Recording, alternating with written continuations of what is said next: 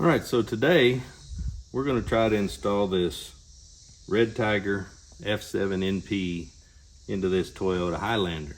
Doesn't look like it's going to be that big of a deal. Looks like everything should wire straight up. We're just going to go for the front camera today. This one actually, the F7NP has a front dash cam and a rear camera. Today I'm just going to tackle the front camera because the rear camera looks like it would have to do a lot of interior component removal, figure out how to get it all the way down to the back, and it has the automatic hatch back there, so I'm going to tackle that one today. But just to unbox this thing, we have the camera itself,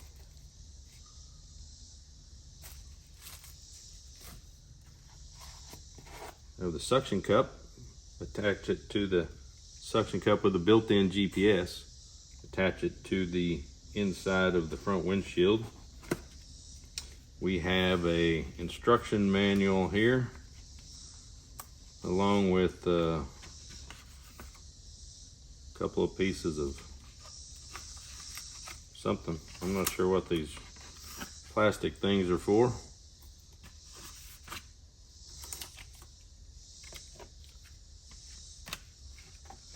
And within the box you have a tool to help you get it amongst all your cracks and crevices inside. You have the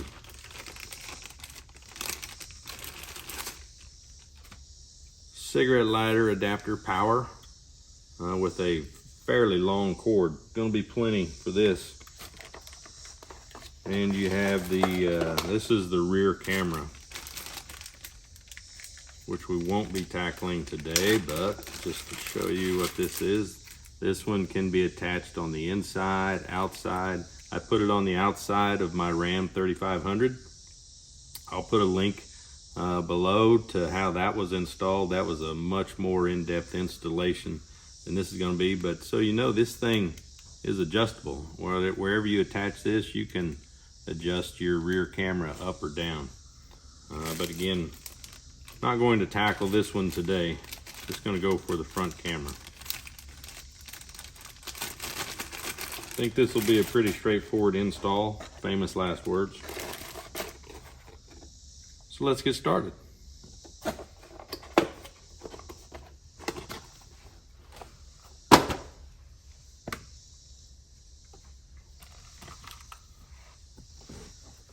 What we'll do first is we'll get this thing powered up so we actually make sure everything's working good. Put my CNI goggles on.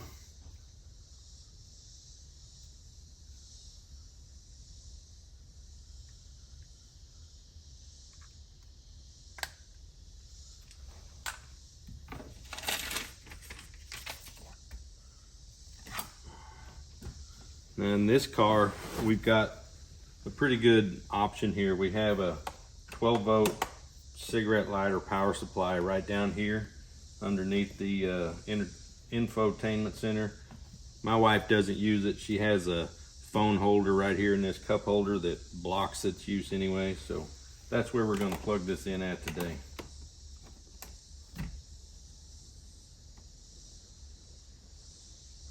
We'll give the power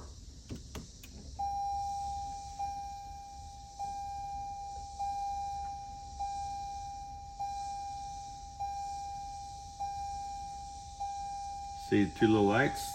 There it comes on. We'll peel that off. Now it's wanting us to reformat the SD card. Apologize for all that beeping in the background. Let's see if I can kill that by closing the driver's door. Much better.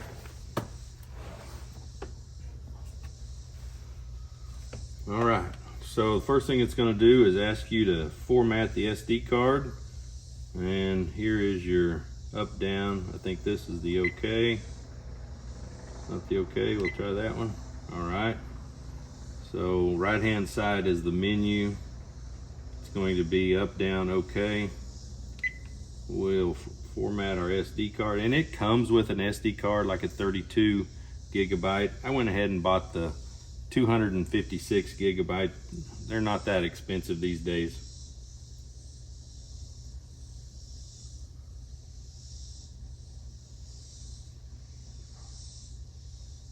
And what we'll also have to go in here and do is update the date and the time so that we're accurate. Right now it just pops up to 2020, 1:29 a.m.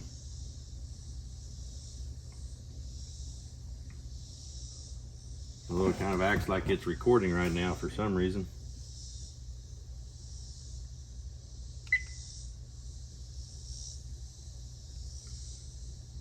Go to our settings. Go down through here. Flip to our time format. We're 12 hour, it gives you 12 hour or 24 hour, so we'll go with 12 hour format. Okay, date and time. So here we're going to change it to 2023.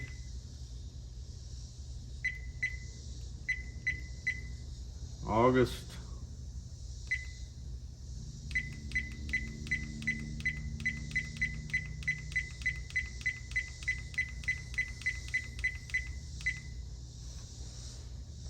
'26th, I think. Oh, today's 26th or 27th. And the time is 10.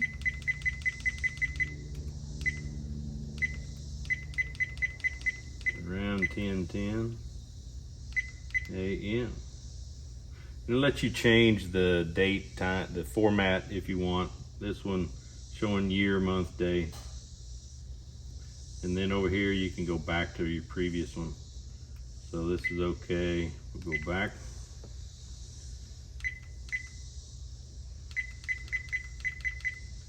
So we'll go back up to our main menu. Let's check our resolution. We're at 2160p. Okay by me. Or the 1440p, so that gives you different frames per second. 2160p gives you 30 frames per second. 1440p gives you 60 frames per second. 1080p gives you 120 frames per second. I'm not too worried about what that is right now, so I'll just leave that where it was. And then we go to audio. Audio is on. Date stamp on. Looping, so that it just doesn't burn up your entire. We're going to set that on 5 minutes. Don't think it allows. Nope. You get a 1 minute, 3 minute, or 5 minute to loop. G sensor, which is whether something hits your car and turns the thing on. It's set on medium. We're good with that. Driver fatigue. This car already has that, so not going to worry about that. What that does is allow you to set this as a off 1 hour, 2 hour, or 3 hour to ensure that give you a notice that you don't get fatigued while driving. Speed stamp is on. The GPS stamp is on. Speed units is in miles per hour. GPS info, that'll come on. Don't have the rear camera. Mirror flip, not sure what the mirror flip is. It's on for now. When we turn it on and get it mounted, we'll double check that again. Here's the app. What this does, allow you to take your phone, scan this app right here. It's going to give you the instructions and any updated information, new software downloads, etc. Wi-Fi is off. Language is going to be English, gives you different languages. And then time format, we've already gone through that. So time zone, we need to set our time zone for where we are.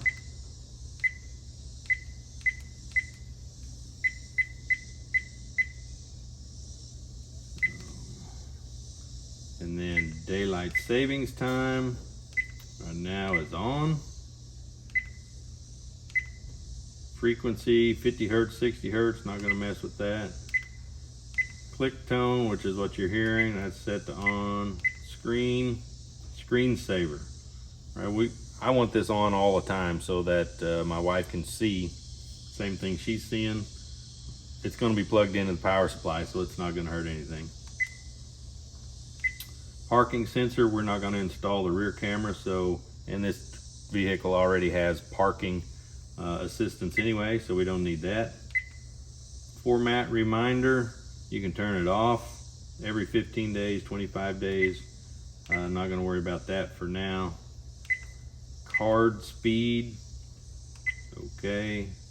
Default setting just lets you change everything back to defaults, and then the version. So we should be good to go. Right here's your main screen,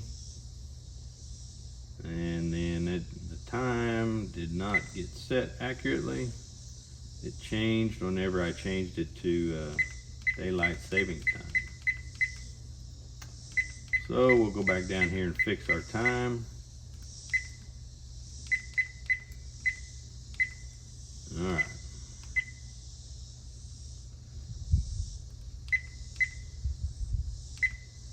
All right, so now we're good. We've got this little thing over the screen protector here, so now we have a good view. And I know where I'm gonna mount this right underneath her mirror here. So let's get started. They also have a available protector that you can put over this, which is a not a dimmer, but a glare reducer. Haven't determined whether we want those yet. We'll let you know whether that turns into a need. Basically, this has a little tightening knob on here. You put this where you want it. Tighten this down. This is your GPS unit. So we're going to put this right here in the middle. That tightens the suction cup. Put it about right there. That can be moved around, but we'll go ahead and plug it in just to see how the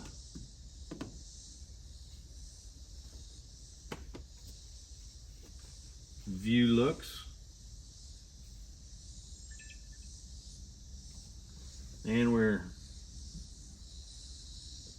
just seeing the top of the hood and everything in front of us. It's pretty good left to right, so I think we'll go with that.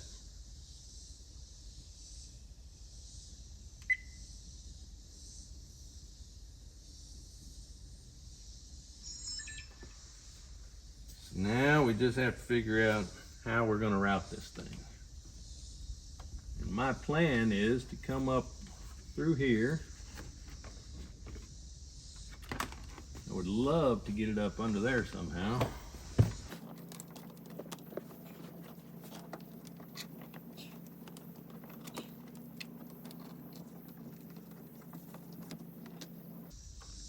We'll just use this little tool to help me tuck it in up under the headliner right here at the lip.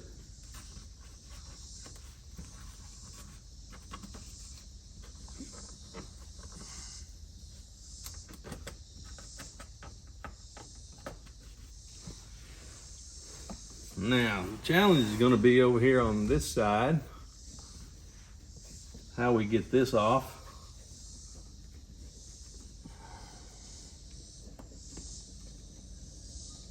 Sometimes it's not the funnest way to do things.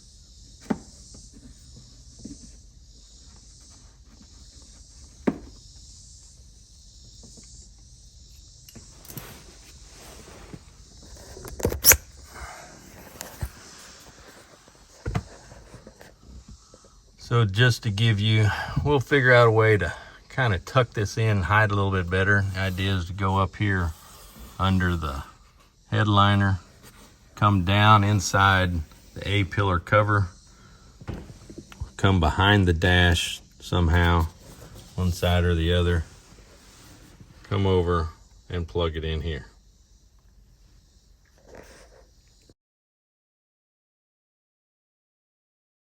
So the trick here is to get this thing off without destroying anything. Got the airbag under there. I wonder, see, the challenge is tucking it in along the windshield would be easy, but then I'm gonna have to come back out this side. So ideally, we want to get this trim off of here.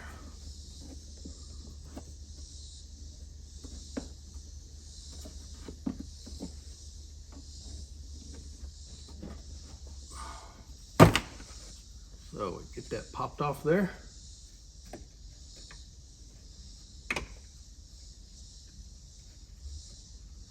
And it looks like they have a little catch system here. Wonder if I could just get it down through there like that. That's what we'll try to do without removing that the entire way.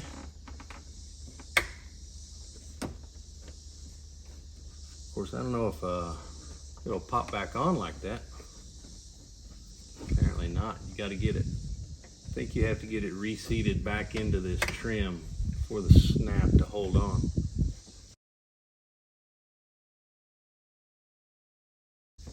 Looks like we got one clip, two clips. I don't really see a third, but trying to get this clip out of here.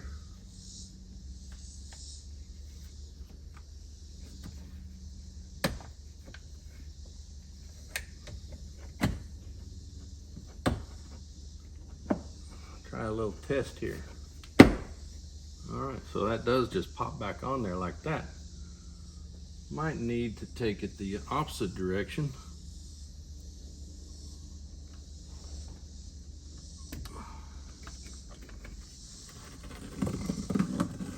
Let's see if we can work it up that way.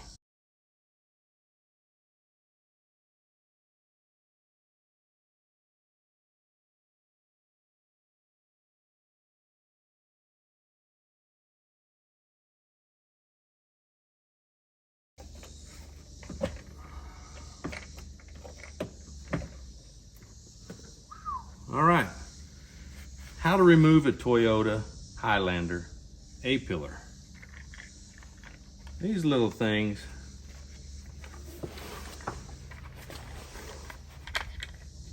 have these two little retainer clips on each side that you have to squeeze to get this to come out of the hole in the car. And what I assume this does is this allows you to reseat it back in there so that whenever you clip it back on, it'll stay in place. So if you're going to do this on the Toyota Highlander, 2 long flat blade screwdrivers are a requirement.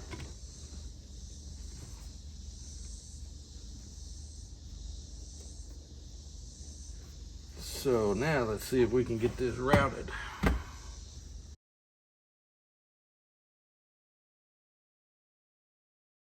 I would assume there is a way to drop this all the way down behind the dash. That would require removal of the glove box.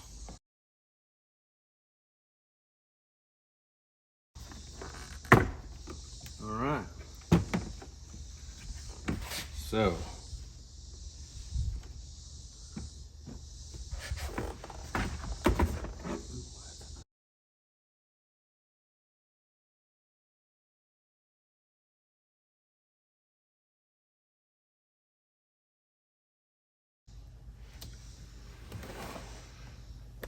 So just show you real quick what I've done here.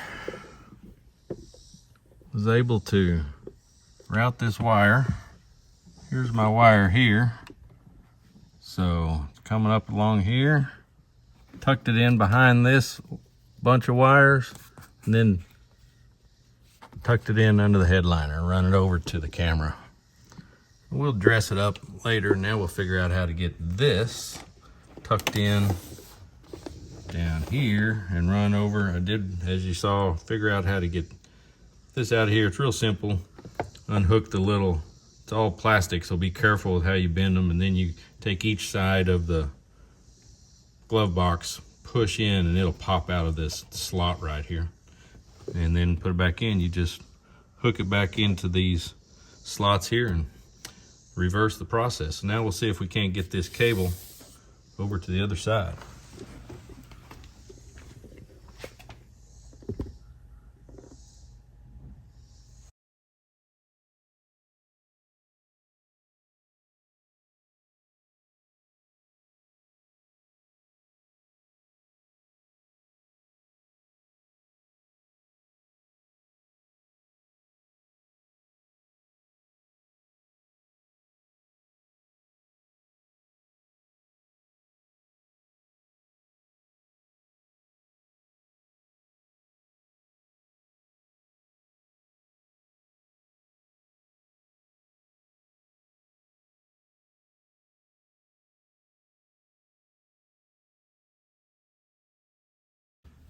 Success. Let me show you the final product.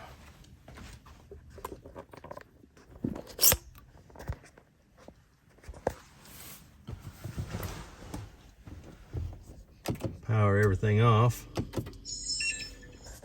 So basically,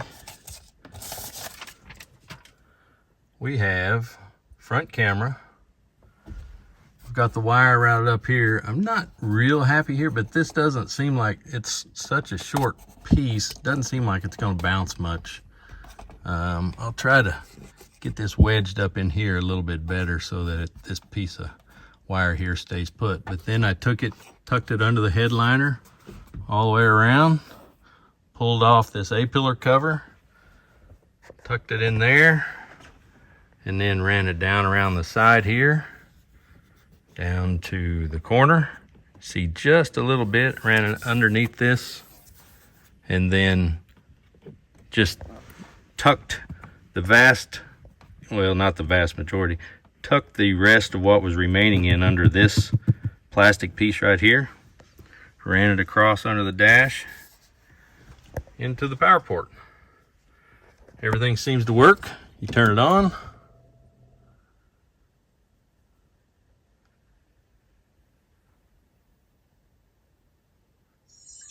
Comes on when you turn it on, and it goes off when you turn it off.